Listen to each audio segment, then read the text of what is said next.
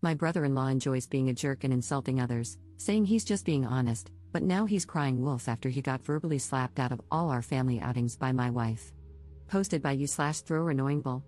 This is a throwaway account, as I have work colleagues on my main account that I don't want knowing about my family drama, and the spelling will be rubbish because I'm fuming right now. Obligatory note, all names have been changed. So, for the backstory, I, 36F, am married to the love of my life, K, 36F. We met when we were 17. She was out and proud, while I was still in the closet, so we didn't start dating until I came out at 21. We got married in 2019 and have an adopted 4-year-old son, Jack. This becomes relevant in a minute. My sister, Sarah, 27F, has a long-term boyfriend, Steve, 28M, who the family cannot stand.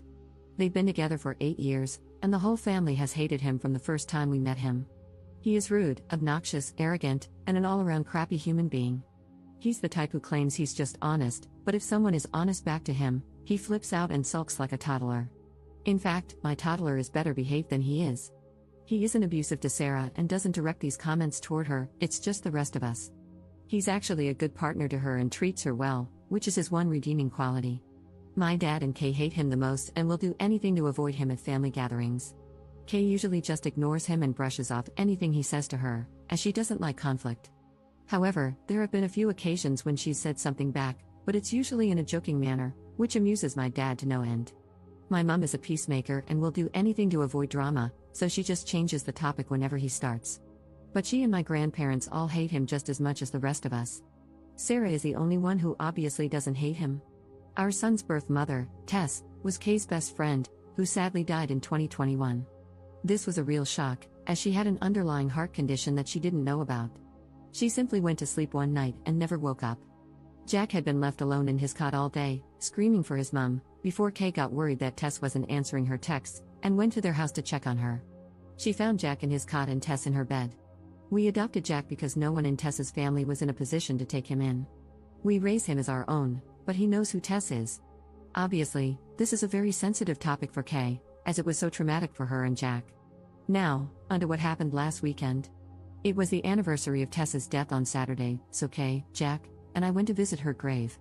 Kay is always quiet after visiting her, and this time of year is especially hard for her. On Sunday, we had a family gathering at my parents' house. These happen every couple of months as a way for everyone to catch up. At first, nothing was out of the ordinary. Kay and my dad were off to the side talking as usual, though I could see that Kay was obviously struggling. My dad and she went for a walk so she could clear her head, something they've done before, so nothing unusual. However, Steve had an issue with this and asked why they had left and why he wasn't invited to walk with them. I explained about Tess and said Kay just needed a minute. This wasn't good enough for Steve, though, and he said she should have gotten over it by now. At this, my granddad, who is naturally a very quiet guy, said that his best friend had died over 20 years ago, and he still had days when he missed him so much it hurt. You don't just get over something like that. Steve shut up after that. Kay and my dad came back, and she was in a much better mood. We all sat down at the table for our late lunch and started chatting. Everything was fine at first until Steve started trying to intrude into Kay's conversation with my granddad. When it was obvious they weren't going to include him, he very loudly stated, "This is bullcrap. She's getting all the attention from everyone because her friend died 3 effing years ago. Get over it, for F's sake. We're all sick of hearing about it." The whole table went silent, and I took one look at Kay and knew she was about to go off on Steve. Only it didn't happen the way I thought. Rather than exploding at him, she looked at him very calmly and said that she and Granddad weren't talking about Tess, they were making plans to take him to the Christmas markets, but if he wanted to be a prick, then no problem. She then went on to tell him that everyone in the family hates him because he's a toxic, narcissistic prick. That whenever he can't come to a family gathering, the whole family is much happier. That there's a reason he has no friends and that even his own family can't stand to be around him. That reason is that he's rotten from the inside out, and Tess may have only been on this planet for 32 years, but she made a bigger impact on people than he would if he lived until he was 150. That her funeral was packed with people because she was so loved, whereas he'd be lucky if anyone other than Sarah was at his. After that, she got up and went to the back garden, and I followed her. A few minutes later, my dad came out and said that he'd told Sarah and Steve to leave. We went back inside, and Kay apologized to everyone, saying she should have just kept her mouth shut. Everyone other than my mum told her what she'd done was right and that it was about time someone told him. My dad then found it hilarious that a lesbian had been the one to tell him straight, which lightened the mood a lot. We spent the rest of the afternoon there before going to pick Jack up from Kay's mum's house, as she'd had him overnight on Saturday for us. The reason I'm making this post is that yesterday, I got a call from Sarah saying that she and Steve wanted an apology from Kay or they weren't going to Christmas. When I reminded her that we wouldn't be at Christmas either, as it's our year to spend it with Kay's mum, so it made no difference to us, she got really upset. She said she wanted an apology because Kay was way out of line. I said she wasn't and that I wouldn't even contemplate asking her to apologize because I agreed with everything she said, and so did everyone else there. She ended the call, and I just went back to work. Then today, my dad called me and asked if Kay's mum would mind a few more for Christmas, as he was refusing to spend it with Steve. So, he and my granddad needed somewhere else to go. Apparently, after Sarah had called me, she called Mum and started ranting. My mum told my dad to get Kay to apologize, which he refused, and they had an argument. My dad has now decided he's done with Steve, even if it affects his relationship with Sarah. He's not having it anymore. My mum wants Sarah there, but Sarah won't come without Steve, so my dad is going somewhere else, and my granddad agreed with him. I texted Kay's mum, and she said they were welcome, so now my mum is furious and saying that my dad and Kay are ripping the family apart. So, basically, this has turned into a crap show. Kay has said she will apologize if I want her to, just to keep the peace, but I've told her no way. Everything she said was true. I just don't know where to go from here. The people in my life all hate Steve so much that Kay could have physically attacked him, and they'd still think she was in the right. So, that's why I'm asking internet strangers who might have dealt with difficult family members, what can we do to get to a place where we can be around each other amicably? I'm struggling to see a way right now. Wow, I didn't realize how long this got until I went to post it. Sorry about that. Up in the comments. If it were just Sarah upset, I wouldn't care, but it's my mum. She tries so hard to keep the whole family together, and she is devastated by what's going on. One of her favorite things to say is take the high road and rise above it. I just feel like enough is enough. Steve and Sarah don't see anything wrong in what he's done. It was just him being honest. I'm sick of the high road, I've been on it for 8 years. I'm happy on the low road now. Update 8 days later. Hi, I know how much this community loves an update, so I thought I would give you one as things seem to be sorting themselves out, kind of. After I wrote my last post, a few things happened over the next couple of hours. The first thing was that I spoke to my grandparents on my mum's side. They were there when this all happened, but they're like my mum and just constantly try to keep the peace, that's where she gets it from. They were supposed to be spending Christmas with my mum this year, but they changed their minds and decided to spend it with my uncle instead. They have made the decision to not be around Steve either, as he causes too much drama. They asked if they could come and see us and Jack on the 23rd before they head off to my uncle's, which I happily agreed to. This really surprised me and outright shocked my mum because, as I said, they are the biggest take the high road type of people I've ever met, but even they'd had enough. The next thing that happened was my dad called to let me know that Steve and Sarah had now decided they want Kay to make a public apology in front of the whole family and admit she was lying, and that the family loves Steve. He was laughing as he told me this and called them delusional, so any small chance of a superficial apology went out the window. The third thing that happened was Jack getting home from after-school club with a recorder that I am sorely tempted to shove up the teacher's backside. So, all in all, it wasn't a great day. Through talking to people on here, I also realized that Steve has been trying to push Kay and me out of the family. He's been organizing trips that he knows we wouldn't be able to go on. We wouldn't have gone anyway, as a weekend away with him sounds worse than a paper cut to the eyeball. He's also constantly trying to get my dad away from Kay whenever we're all together. I think this is because he's jealous of Kay and Dad's relationship, as they're very close and go on trips to classic car shows several times a year together, usually with my granddad as well. Anyway, things went quiet for a few days until the weekend. Our town has a big Christmas fair that runs from November through December, and we always go to it with Mum, Dad, Granddad, and Kay's mum. We decided to cheer my mum up a bit by going on Sunday and then going out for dinner after. My mum was told that if Sarah or Steve showed up, we would all leave, and she promised they wouldn't be there. Things were a bit awkward at first but settled after a while. At one point, Jack got my mum and Dad to take him on the giant snow slide. As my mum walked back over to us, she had tears in her eyes. I pulled her to one side to see what was going on, and she said that while waiting in line, Jack had said he was happy Uncle Steve wasn't here. When my mum asked why, he said that Uncle Steve was a bad man. My mum tried to say he wasn't, but in typical stubborn 4-year-old fashion, he argued and said he'd learned in school that people who say mean things all the time are bad people, and Uncle Steve says mean things all the time, so he's a bad man, and he didn't like him. There had been a case of bullying in his class a few weeks ago, and the teacher had done a lesson on how wrong bullying is, so I think that's where this came from. This finally broke through to my mum.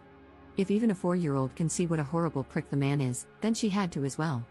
She said she felt stuck because she hated Steve and agreed with everything Kay has said, but she loves Sarah and doesn't want to isolate her. I told her I would always be there for her, but I wasn't putting myself, Jack, or Kay through being around Steve again, and she needed to think about what she wants, not what I want, or Dad, or Kay, or Jack, or her parents, or Sarah, or Steve, but what she wants. She went quiet and then said that Kay's mom had told her she was welcome at hers for Christmas if she wanted to and that she could decide on Christmas Day if she wanted. Kay's mom would save her a plate. We went back to the group, and a little while later, I saw Mom and Kay's mom having a deep discussion while walking behind us. Neither will say what they talked about, but Mom seemed a bit happier after their talk. They have also been talking since, as yesterday my mom told me that she will be coming to Kay's mom's for Christmas, and they've been talking about going shopping together next week. When Mom told Sarah after calling me, Sarah predictably lost her mind and said Mom was choosing us over her. My mom told her she was choosing to have a good Christmas rather than being belittled and made miserable, all for the sake of Steve and his so-called honesty. Sarah then called me and asked if I was happy that I'd won. She then did the unforgivable and used a few homophobic slurs toward me and Kay and called Jack the product of a WH-re. I ended the call, blocked her everywhere, and then let my family know what had happened and that I never wanted to speak to her again. They're all as appalled as I am, and Mike Annie, Mom's mom, called Sarah and apparently told her she was dead to her, as she won't have a bigot in the family. Sarah has been trying to reach out to apologize because she knows she has stepped over the unforgivable line, but I've just kept blocking the fake accounts she's been making on Instagram. Steve tried reaching out to my dad after this, and when he eventually answered, Steve tried to say that Sarah was just angry and didn't mean it. According to Mom, Dad ended up giving him a verbal lashing and told him he was the worst thing that had ever happened to Sarah and our family. My dad has told Sarah he is disgusted with her but will be there for her if she leaves Steve. Until then, good luck. Mom has gone low contact as well but wants to keep the door open so that Sarah isn't completely isolated. I had a few people saying that Steve may be abusive toward Sarah, but I really don't think he is. He usually acts like a prick when the attention isn't on him. He knows that when he says obnoxious things, all the attention is on him, and he revels in it. After Sarah's outburst, I just think they're both toxic and feed off each other's toxicity. She lets him get away with the things he says because she gets pleasure out of watching us all bite our tongues and keep quiet. So, Mom's angry, Dad's angry, our 3 grandparents are angry, and the extended family is angry. Kay is being my rock, but I can tell she's really angry about what Sarah said toward Jack. I'm just sad and done with it all. At least now I know what she really thinks about Jack, Kay, and me, so there's that. Not the perfect update, but we move on. It will be nice this Christmas to have both sides of the family together for the first time and not have to worry about Steve being a jerk, but I'm sad that this is how my relationship with my sister has ended. I'm trying to get into the Christmas spirit, but it's a tough one right now. The only things that make me smile are Kay and Jack being goofy idiots to cheer me up. However, the recorder can go to hell. I curse whoever invented the thing, like seriously, screw you. Thanks for all the support in my original post and for opening my eyes to a few things. Maybe internet strangers are the way to go for advice after all. Hope you all have a good Christmas/holidays. Second update 1 month later. Hi all, relationship_advice only allows for one update, so I thought I'd post this here as I've still got people reaching out for an update about Christmas. This might be a bit anticlimactic, but nothing much has happened. Sarah stopped trying to reach out to me during the first week of December after one final message through a mutual friend, saying that she loves me and sorry. My dad spoke to her once on Christmas Eve to wish her, and her alone, a Merry Christmas. My mom has spoken to her a few times and even had breakfast with her on Christmas Eve, but that's it. As far as I'm aware, Steve and Sarah spent Christmas at their house alone. I do know they went to a party on Boxing Day with one of Sarah's friends, and Steve was on his best behavior, according to someone I know who was there. Maybe he's learning, who knows? I did have a few people asking about why Steve and his family don't speak. After talking to my dad, I found out that Steve said something to his brother's wife at a family gathering, which led to his brother and him having a huge argument that turned physical. After that, Steve's brother refused to have him around himself, his wife, or his kids, so Steve's mom and dad told him he wasn't welcome at family events anymore. They went very low contact with him. Apparently, he gets a phone call on his birthday and Christmas, but that's about it. My dad was told this by Sarah, who was there when it happened.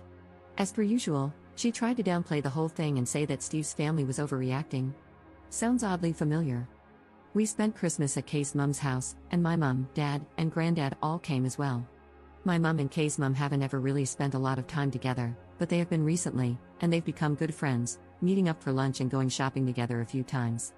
It's a bit of an odd pairing, as my mum is very straight-laced, and Kay's mum was a punk when she was younger and is now really into Wicca and natural healing. Seeing my mum dressed in her Sunday best and Kay's mum in her Sex Pistols hoodie is an odd sight, but they get along great, so that's nice. Christmas overall was good, nothing special, just relaxing. Without Steve being around, there was no need to be on edge. Jack was very spoiled and loved every second of it. I'll be honest and say I miss my sister a lot, and part of me really wanted to call her on Christmas Day, but I know I can't have her in my life right now. That's about it, really, all very boring. I still want to launch Jack's recorder into the sun, but he loves it, and his rendition of London's Burning is improving.